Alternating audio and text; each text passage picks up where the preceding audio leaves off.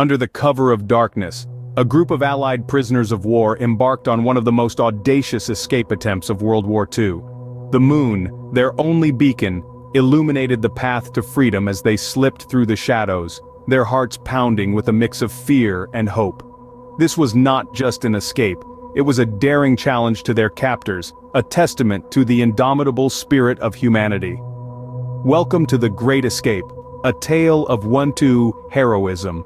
In the heart of enemy territory, these men refused to accept their fate.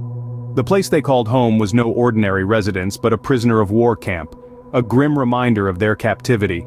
This was a world enclosed by barbed wire fences and patrolled by vigilant guards, a world where freedom was a distant dream. But these men, they dared to dream.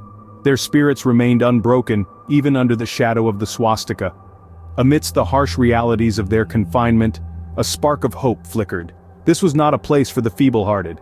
It was here that everyday objects transformed into tools of survival. A piece of wood, a spoon, a scrap of cloth. Everything held potential. In the hands of these brave men, they became instruments of their daring plan.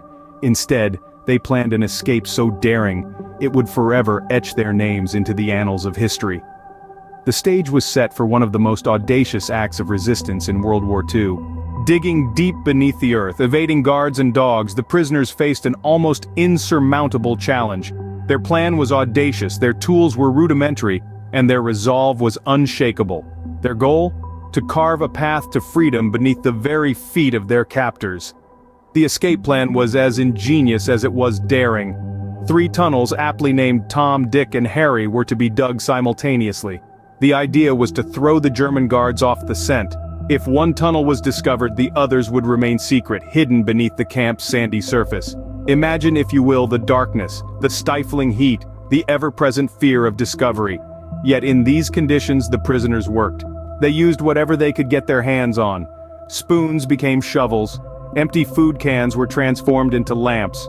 Even the dirt from the tunnels was carefully dispersed to avoid detection, hidden in trouser legs, and scattered during the prisoners' daily walks. But the plan didn't stop at the tunnels. A forged document factory was set up, crafting false identity papers and travel permits. Tailors among the prisoners altered uniforms into civilian clothes, preparing for life beyond the camp's barbed wire fences. Everything was thought of. Every detail meticulously planned and executed. The tunnel named Harry became their best hope. Over 300 feet long, it stretched beneath the camp's outer defenses. It was a marvel of makeshift engineering, complete with wooden supports, an air ventilation system, and even a railway for removing the excavated soil. The prisoners knew the risks. They knew the odds were stacked against them. Yet, they pressed on, driven by the simple, profound desire for freedom. They were not just digging a tunnel, they were carving a path to hope, to a life beyond the confines of the camp. The plan was more than an escape strategy, it was a testament to human ingenuity, resilience, and the enduring spirit of freedom. The prisoners used only spoons in their bare hands to carve their path to freedom, and in doing so, they carved their names into the annals of history. On a chilly night, 76 men vanished into the tunnel named Harry. The smell of earth was thick in the air as the first man descended into the darkness of the tunnel, a mere bag of clothes clinging to his body, his heart pounding with a mix of fear and exhilaration. It was a moment of truth for them all. They had spent countless days and nights toiling away in secret, digging their way towards freedom with spoons and bare hands, and now, their audacious plan was about to be put into action. The tunnel, lovingly named Harry, was their lifeline. A narrow, claustrophobic crawl space barely wide enough for a man's shoulders, it stretched over 300 feet from beneath their hut to the woods beyond the camp. The men had crafted a makeshift railway system, using bedboards as tracks to transport the excavated earth and themselves. It was a feat of engineering ingenuity, born out of desperation and the indomitable human spirit. One by one they slipped into the tunnel, their bodies wrapped in darkness, their minds focused on the task at hand. Each man had a role to play, a part of the escape to execute. Some were stooges, tasked with distracting the guards, while others, mole, were responsible for the actual digging. There were penguins who discreetly disposed of the excavated soil, and forgers who created false identity papers and maps. The journey through the tunnel was arduous and fraught with danger. The air was thin, the space claustrophobic, and the fear of discovery ever present.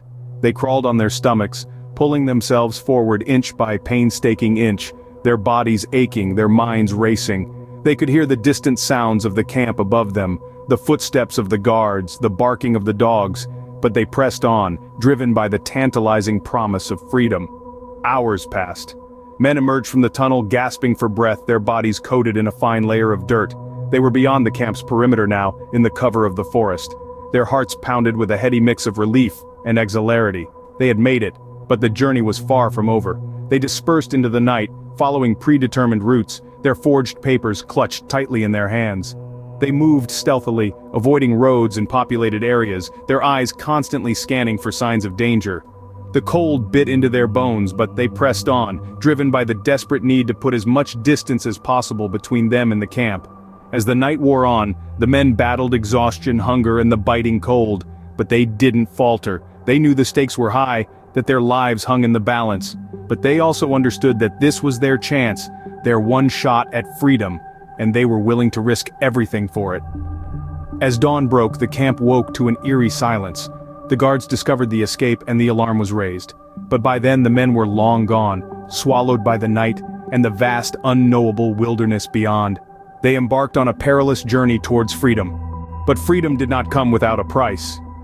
The audacious escape had rattled the very core of the Third Reich. The aftermath was swift, ruthless, and unforgiving. In a desperate bid to recapture the escapees, the Germans launched one of the largest manhunts in history. Historian John Smith speaks of the sheer scale of the operation. Over 100,000 German soldiers were diverted from the war effort to hunt down the 76 escapees.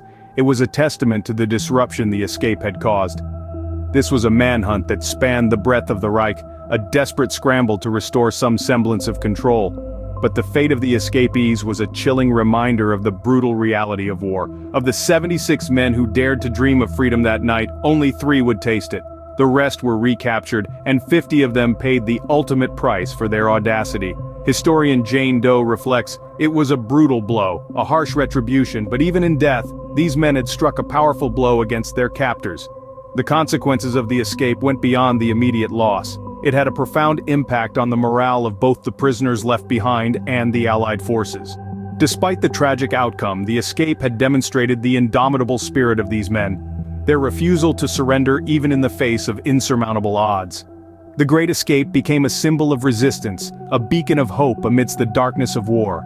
The audacity of their plan, the courage of their execution, and the depth of their sacrifice resonated across borders and generations. Their daring act had severe consequences, but their spirit remained unbroken. These men had dared to challenge their fate, to seize freedom from the jaws of captivity, and in doing so, they had etched their names into the annals of history. Their legacy, a testament to the resilience of the human spirit, remains a beacon of courage, defiance, and hope. Despite the grim aftermath, their story became a beacon of hope, igniting a flame of resistance that continues to burn bright. The audacious escape of these 76 men from the clutches of their captors against all odds has left an indelible mark on history. It's a story that transcends time and geography, reaching across generations and inspiring countless tales of courage and freedom. Their relentless pursuit of liberty, their refusal to be held captive, and their determination to reclaim their freedom echoes through the corridors of time. It has been immortalized in books and films, recounted in hushed whispers and loud exclamations, taught in classrooms and discussed in gatherings. Their story serves as a powerful reminder, a testament to the strength of the human spirit, the power of unity, and the unyielding will to survive. It's a testament to the idea that freedom is worth fighting for, that courage can defy the mightiest of oppressors, and that hope, even in the face of insurmountable odds, can never be extinguished. Through their daring escape, the men of Stalag Luft III sent a message to the world, a message that resonates even today. They showed us that no matter how bleak the circumstances, no matter how high the walls, no matter how dark the night, the spirit of freedom can never be confined. Their legacy lives on, a testament to the resilience of the human spirit in the face of insurmountable odds.